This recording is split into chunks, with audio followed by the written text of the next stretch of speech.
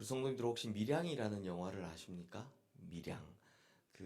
참 보면 참 기독교인으로서 보면 참 마음이 아프기도 하고 기분이 좋지도 않은 영화인데요.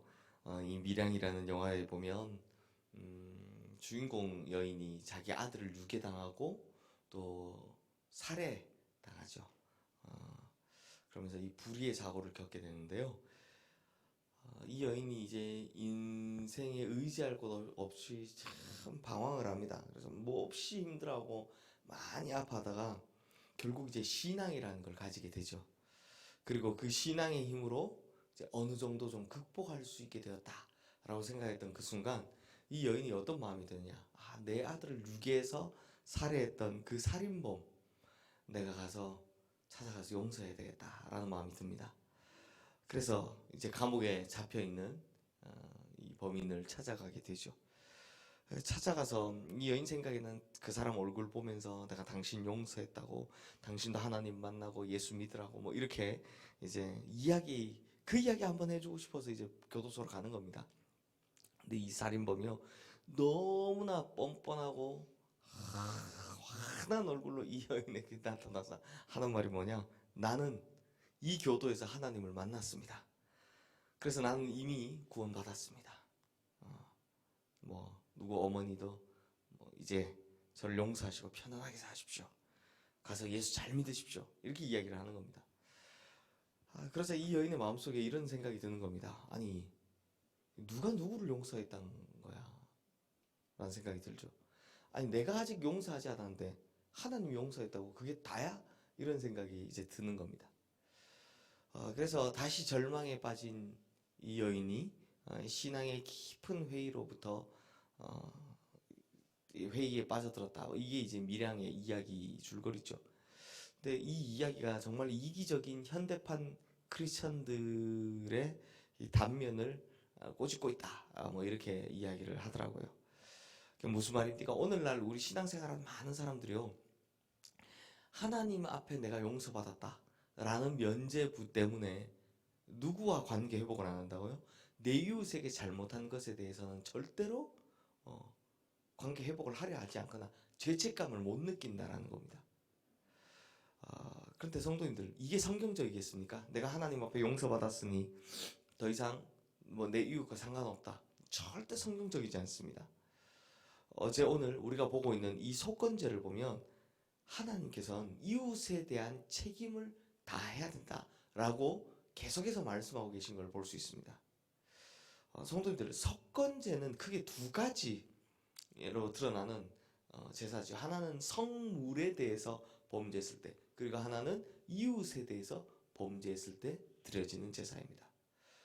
그래서 오늘 레위기 6장에 나오는 이 속건제는요, 바로 이웃에 대한 규례를 말씀하고 있는데요. 오늘 보면 2절에서 4절 말씀 보면 이런 5가지 내용이 있습니다. 이웃의 물건을 위탁받고 나중에 모른다고 거짓말하는 것, 또는 서약이나 맹세의 증거로 담보물을 횡령하는 것, 또 이웃의 물건을 강도질하는 것, 이웃의 물건을 사기친 것, 타인이 상실한 물건을 획득한 것, 이런 경우 전부 다 즉 이웃과 관련된 일에 속건제가 필요하다라고 이야기를 하죠. 그리고 오늘 보면 5절과 6절 말씀 우리 함께 보겠습니다. 우리 5절 6절 말씀 같이 한번 읽어볼까요?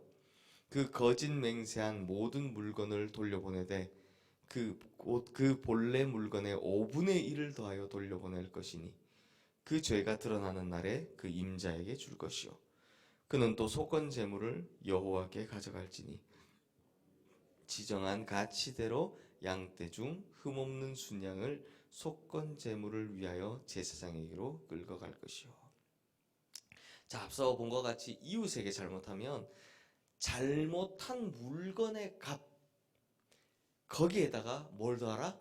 5분의 1, 즉 20%를 더해서 이웃에게 갚고, 그리고 잘못한 것을 용서받은 후에 하나님 찾아와라, 즉 속건제를 드리라 라고 이야기를 하는 겁니다. 즉 이웃에 대하여 먼저 갚지 않으면, 그러니까 이웃에게 먼저 용서받지 않으면 하나님께 드리는 속건의 제사는 조건이 성립된다 못 된다? 안 된다라는 겁니다. 성도님들, 이 속건제의 특이점이 뭔지 아십니까? 성경에 보면요, 성경 전체를 다 봐도 하나님께서 특별히 가중 처벌을 하지 않으신 분이세요. 그러니까 예를 들면 누가 빚을 졌습니다. 그러면 그 빚에다 이자를 얹으라 하십니까? 얹지 말라 하십니까? 얹지 말라 하십니다. 고리대금업 하지 말라고 하시죠. 모든 죄에 대해서는 그 죄값만큼만 겪게 하시는 분이 하나님이십니다. 그런데 속건제만큼은 어떻게 한다고요? 가중처벌을 하십니다. 즉 이웃에 대해서 잘못한 것만큼은 20%라는 가중처벌을 하신다는 겁니다. 그래서 이웃에 대해서 손에 입힌 물건이 있다면 그 물건도 돌려줘야 하지만 그 다음 어떻게 된다고요? 그 물건 값의 5분의 1을 더해서 돌려줘야 된다.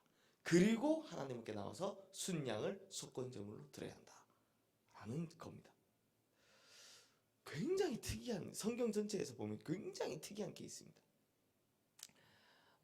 그러므로 성도님들, 속건제는요 이웃에 대해서 잘못했는데도 불구하고 이웃에 대해서는 사과나 용서를 구하지 않고 뭐 나는 하나님께서 다 용서해 주셨으니까 상관없다 라고 말하는 그런 뻔뻔한 신앙인을 길러내지 않기 위해서 하나님께서 특단의 조치를 한 거죠. 그래서 한 번 이웃에게 잘못했다간 손해가 무지막지하다 이렇게 만들어 놓은 게 속건제다라는 겁니다.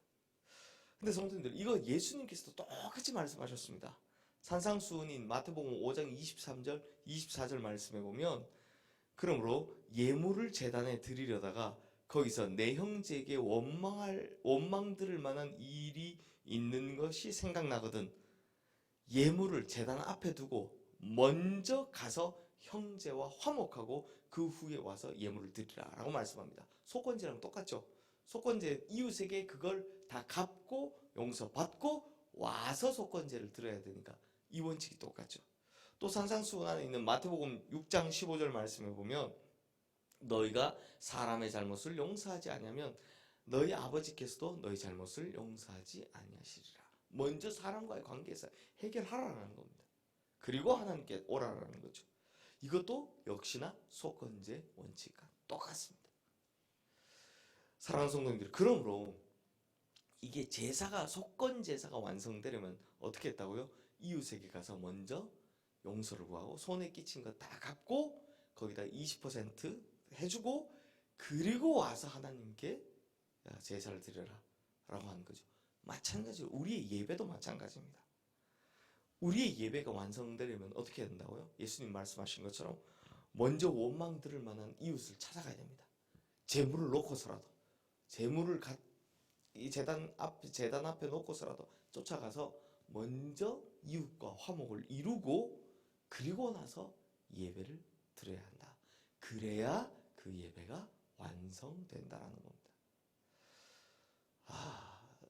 성도님들, 이 용서라는 주제로 성경은 참 많은 이야기가 있고 또 설교도 참 많이 하게 됩니다. 왜냐하면 우리 인간사에 참 힘든 것 중에 하나가 용서이기 때문입니다.